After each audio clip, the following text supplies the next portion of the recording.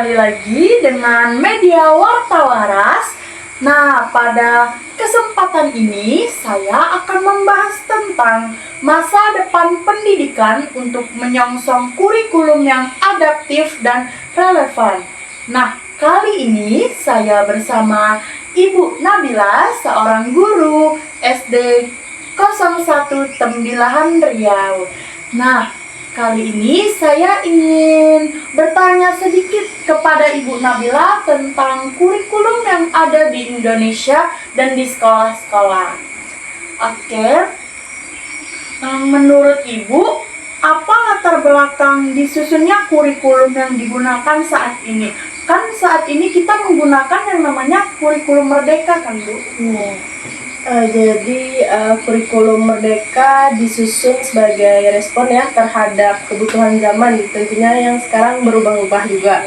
Nah, di mana dunia pendidikan saat ini menuntut siswa memiliki kemampuan berpikir kritis, kreatif, serta mampu bekerja sama dan beradaptasi. Kurikulum ini juga muncul karena kebutuhan untuk memulihkan pembelajaran pasca pandemi kemarin ya, di mana banyak siswa mengalami ketertinggalan tentunya. Jadi kurikulum ini dirancang agar fleksibel, kontekstual, dan menekankan pada pembelajaran yang bermakna. Oke, jadi kurikulum merdeka ini mengharuskan siswa itu berpikir secara kritis dan logis. Oke, selanjutnya apa ada perbedaan mendasar antara kurikulum sebelumnya dengan kurikulum saat ini? Oke, perbedaan mendasar. Nah, perbedaan yang paling mendasar itu terletak pada fleksibelnya ya tentunya dan pendekatan pembelajarannya. Kurikulum sebelumnya lebih banyak menekankan pada capaian akademik dan bersifat seragam. Sedangkan kurikulum merdeka memberikan ruang lebih besar bagi sekolah dan guru untuk menyesuaikan pembelajaran yang sesuai konteks lokal dan kebutuhan siswa. Selain itu, proyek penguatan profil Pancasila menjadi bagian penting dari kurikulum ini. Oke, jadi perubahannya sangat signifikan kan antara kurikulum sebelumnya dan kurikulum sekarang. Ya, betul. Oke, apakah kurikulum saat ini cukup fleksibel untuk diterapkan di berbagai daerah dengan kondisi yang berbeda-beda, seperti ada di daerah kondisi yang terpencil? Menurut saya, iya. Kurikulum merdeka justru memberikan keleluasaan bagi guru dan sekolah untuk menyesuaikan dengan kondisi daerah ya tentunya. Misalnya di daerah dengan keterbatasan fasilitas, guru bisa memanfaatkan potensi lokal sebagai bahan ajar. Jadi pembelajaran bisa tetap berjalan relevan dan bermakna. Oke, jadi harus disesuaikan dengan kondisi daerahnya, membutuhkan fasilitasnya gimana.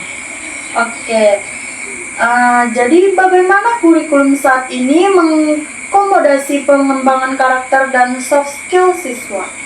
Oke, soft skill. Penguatan karakter sangat ditekankan melalui proyek penguatan profil Pancasila ya. Dan proyek ini melibatkan kegiatan kolaboratif, problem solving, hingga pengembangan nilai-nilai seperti gotong royong, mandiri. Oke, jadi dikaitkan dengan kegiatan-kegiatan yang lainnya ya, Bu? Iya. Oke, jadi bagaimana evaluasi dilakukan untuk menilai keberhasilan kurikulum di sekolah? Oke, evaluasi. Evaluasi dilakukan tidak hanya melalui penilaian hasil belajar siswa, tetapi juga melalui refleksi guru, keterlibatan orang tua, serta pengamatan terhadap proses pembelajaran. Nah, di mana di kurikulum merdeka kita melihat apakah anak itu memahami kurikulum tadi juga, dan keberhasilan kurikulum juga dinilai dari bagaimana nilai-nilai karakter dan soft skill berkembang di diri siswa. Oke, Bu, jadi evaluasi itu tidak ditentukan oleh nilai siswa saja, tetapi ditentukan oleh guru, orang tua, masyarakat. Oke, Bu. Jadi bagaimana kurikulum mendukung kreativitas dan inovasi siswa dalam pembelajaran? Oke, kurikulum mendukung kurikulum Merdeka membuka ruang besar untuk eksplorasi dan eksperimen, di mana siswa tidak hanya belajar dari buku, tapi juga dari lingkungan sekitar dan melalui proyek nyata. Mereka diberikan kesempatan untuk membuat karya, menyelesaikan masalah, bahkan menyampaikan pendapat. Ini secara tidak langsung mendorong lahirnya kreatif dan inovasi. Oke, jadi siswa tidak hanya belajar di buku, tetapi juga belajar proyek-proyek lain agar... Oke, Bu. Jadi bagaimana proses adaptasi kurikulum dilakukan di sekolah-sekolah terpencil dengan fasilitas yang terbatas, Bu? Oke, memang ada tantangannya ya tentunya. Nah, tantangannya itu besar di wilayah seperti itu, tapi justru kurikulum Merdeka memberikan ruang untuk menggunakan potensi lokal sebagai sumber belajar. Misalnya, guru bisa menggunakan alat dan bahan dari lingkungan sekitar, serta menyesuaikan materi dengan konteks kehidupan sehari-hari. Pemerintah juga mulai menyediakan modul ajar dan pelatihan daring untuk membantu proses adaptasi ini. Oke, jadi kita bisa memanfaatkan yang ada di lingkungan sekitar kita menjadi yang kreatif. Oke, jadi sejauh mana kurikulum ini memberikan kebebasan bagi guru untuk berinovasi dalam mengajar tanpa harus dituntut ini itu, Bu? Oke, tentang kebebasan, tentunya sangat terbuka ya. Di kurikulum Merdeka, guru dianggap sebagai perancang utama pembelajaran. Kami diberikan keleluasaan untuk memilih metode, pendekatan, dan media yang paling sesuai dengan karakter siswa tentunya. Nah, inovasi bahkan didorong asal tetap mengacu pada capaian pembelajaran yang sudah ditetapkan. Oke, jadi guru dibebaskan dalam merancang pembelajaran seperti memilih metode, media, strategi pembelajaran, Bu. Oke. Nah, jadi menurut Ibu, apa urgensi dari pembaharuan kurikulum di Indonesia saat ini? Karena sering sekali kurikulum kita ini berubah-ubah, Bu. Iya, betul. Urgensinya sangat tinggi ya. Dunia terus berubah-ubah dari teknologi, sosial, hingga kebutuhan dunia kerja. Kurikulum yang kaku dan usang tidak lagi relevan tentunya ya. Pembaruan kurikulum adalah langkah penting agar pendidikan kita tidak tertinggal dan bisa menyiapkan generasi yang siap menghadapi tantangan masa depan. Oke, Bu. Nah, jadi dalam proses pengembangan kurikulum ini sejauh mana keterlibatan praktisi pendidikan di lapangan? Oke, sudah mulai lebih terbuka ya dibandingkan sebelumnya. Sekarang banyak forum diskusi, pelatihan, dan uji coba kurikulum yang melibatkan guru-guru di lapangan.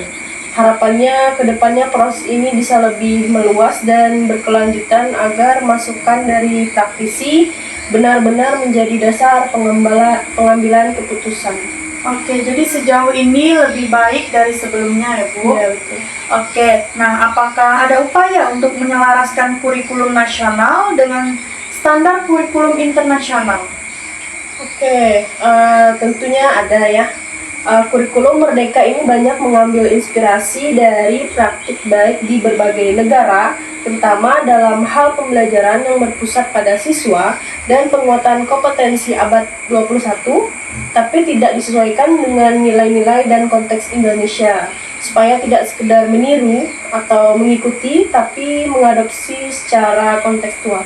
Oke, Bu, jadi bagaimana pemerintah menjamin keberlanjutan kurikulum ini agar tidak berubah terlalu sering? Karena kurikulum di Indonesia ini sangat sering sekali berubah, Bu. Ya, betul.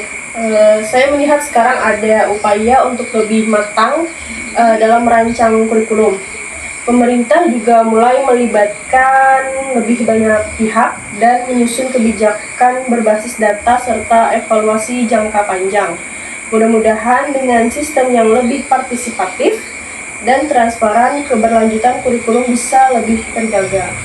Oke Bu, yang terakhir, apa harapan Ibu terhadap masa depan kurikulum pendidikan Indonesia dalam 5 atau 10 tahun ke depan?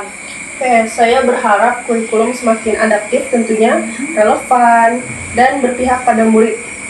Pendidikan harus bisa menyiapkan anak-anak menjadi pembelajar sepanjang hayat, punya karakter kuat, serta mampu bersaing secara global tanpa kehilangan jati dirinya.